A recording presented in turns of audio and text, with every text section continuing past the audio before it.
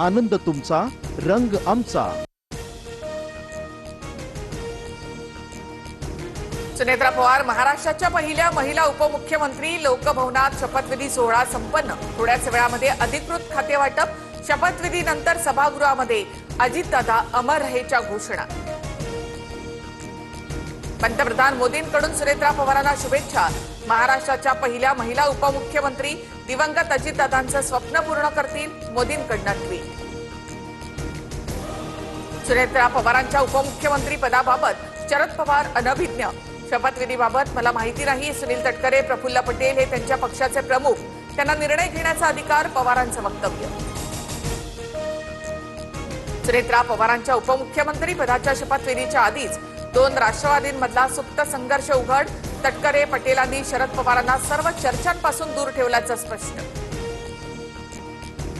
सुनील तटकरे, प्रफुल्ल पटेल स्वतःच्या स्वार्थासाठी कोणत्याही थराला जाऊ शकतात, हे वारंवार सिद्ध झालंय, अंबादास दानवे यांची टीका।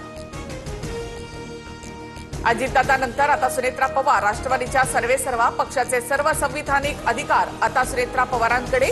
राष्ट्रवादीच्या विधिमंडळ निकटनेतेपदी सुद्धा एकमतानं निवड। दोन्ही राष्ट्रवादींच्या विलीनीकरणाबाबत 4 महिन्यापासून चर्चा। 12 फेब्रुवारीला घोषणा होणार होती। शरद पवारांचा गौप्यस्फोट, एकत्र येण्याची दादांची इच्छा, ती पूर्ण व्हावी अशी आमचीही इच्छा, पवारांचं भाष्य। शरद पवारांच्या उपस्थितीमध्ये दोन्ही राष्ट्रवादींचं विलीनीकरण करूया अशी अजित पवारांची इच्छा होती। जयंत पाटलांनी दादांसोबतच्या बैठकीतील माहिती सांगितली। राष्ट्रवादीच्या विलीनीकरणाबाबत आता उपमुख्यमंत्री आणि इतर वरिष्ठ निर्णय घेतील। छगन भुजबळ यांची प्रतिक्रिया। निर्णयाचा चेंडू आता सुनेत्रा पवारांच्या कोर्टात।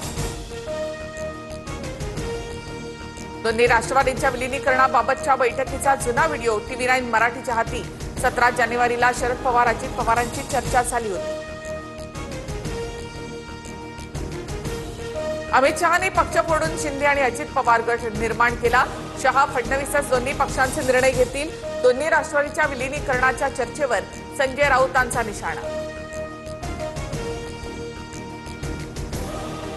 पार्थ पवार राज्यसभेच्या रिक्त जागेवर दावा करणार। पक्षाच्या नेत्यांशीही पार्थ पवारांनी राज्यसभेवर जाण्याची इच्छा बोलून दाखवली, सूत्रांची माहिती।